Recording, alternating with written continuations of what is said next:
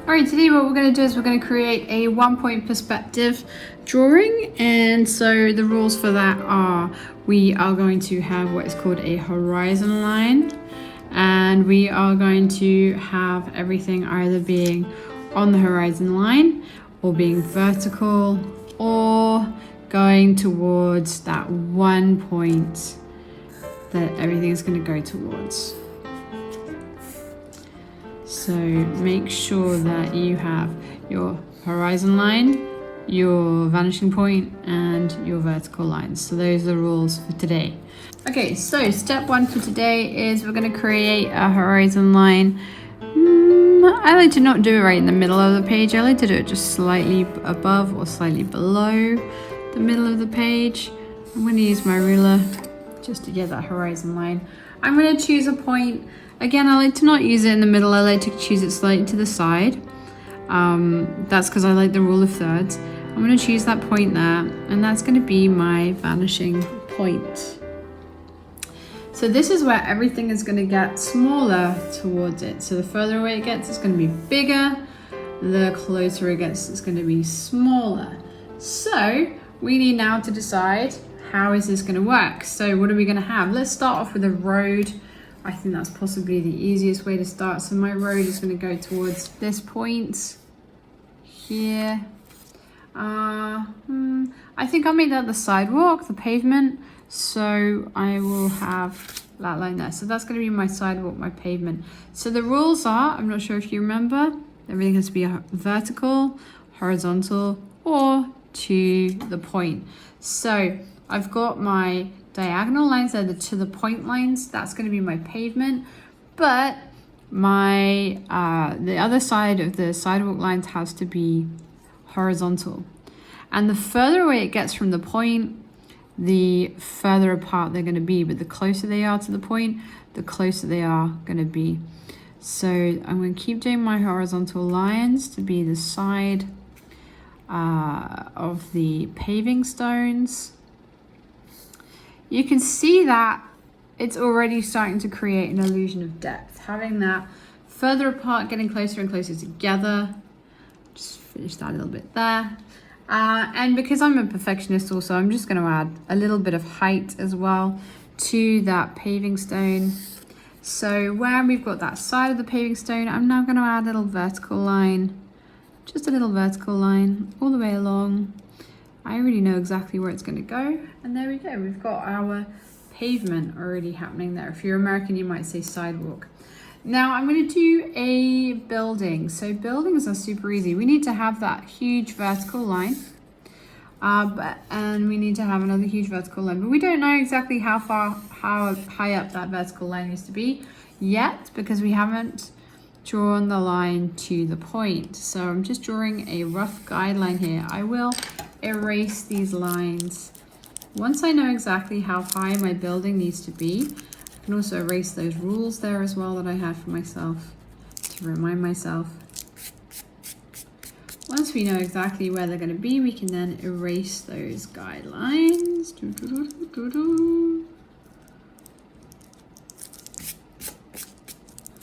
And so that's like the top of my building there. I've kept it quite a short building because it's quite close up. I think that's probably a 1-story building. I'm also going to erase my horizon line because, funny enough, the building is in front of the horizon line. Did you know that? Now, we've got one side of the building right now. The other side of the building has to be drawn yet. We haven't done the other side of the building. So let's do the other side of that building. Now, what are the rules? We've got vertical lines, we need horizontal lines, and we've got to the point lines. So we've already got the to the point, we've already got the vertical. So by law, by the rules, it must be a horizontal line coming off this side of the building. That's what the rules tell me. So that's what I'm going to do. Let's see if it works. Let's erase this guideline. And I think that kind of works. I think that works pretty well. Let's try that again with a smaller building. Maybe I'll make it a tall building, but it'll be further away.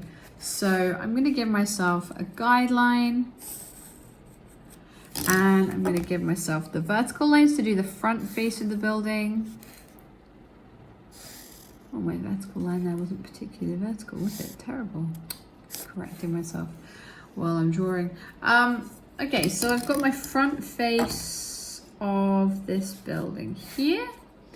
And by rules, if I've got a diagonal already, the diagonal at the top and the bottom go to the point. And that means I then have to go to be horizontal.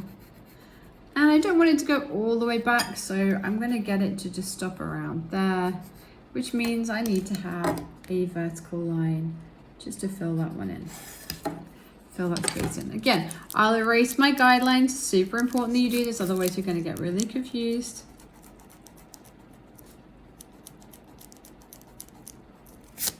All right, so I've got that building there. And I'm not going to do any more buildings going along there. What I am going to do though is I'm going to do some trees. So I'm just going to have a row of trees and they will be vertical. And they'll kind of go up to this line. Now trees are organic, so they aren't necessarily going to all be the same height, but they'll follow roughly the same height border because you can kind of assume, oh, they were planted the same time, so maybe they're around roughly that same height. But you notice I'm not doing them so they stop exactly on that horizon line, because whilst they could in theory do that, it would look a little bit weird if they did that. That's just one of the rules of art. Sometimes you have to edit things to make it feel a little bit more satisfying. So I'm deliberately doing them just a little bit, the trees and the leaves, just a little bit below that horizon line, because otherwise it would look a bit weird. All right, so I've got some trees, I've got my pavement, I've got my building, but we need doors and windows on buildings. So what we need to do with that one is we need to use the ruler again. I'm not going to do a whole guideline this time. I'm just going to do where I want my door to be, and I'm going to make sure that I've got a vertical line, and maybe my windows will be in line with my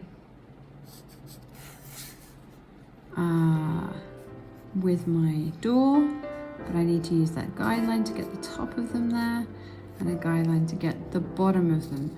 So make sure that each time you're going to the point with that top line to the point and with the bottom line to the point as well.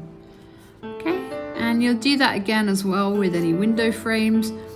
I've done this a million times before, so I can kind of do this by eye now. Maybe I've got a signboard. I'm going to follow that line from the trees. Follow that line from just below the horizon.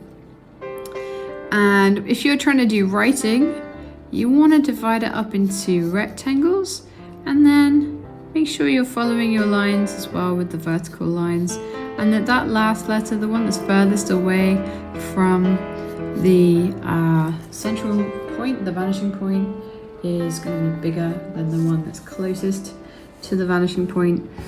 I can see I'm not doing my vertical lines particularly well here. So do make sure you're being accurate with that. And then you can start thinking about shading things in. Maybe you add some bricks to the side. Remembering if it's on the side, then it's going to be vertical lines. If it's on the front, then it's going to be those to the point lines. So maybe the bricks on the side is the easiest point to put them on. Now I'm not too fussed about your work being detailed today, but I do want every bit of detail to be accurate. So you've got that rule, everything's vertical, horizontal, or to the point. So make sure that everything is either vertical, horizontal, or to the point. If you want to add some clouds there, you can have some clouds, but try to make them a bit squished because that's a bit more natural rather than just doing that. Don't do that. And okay, let's do this last little top window here.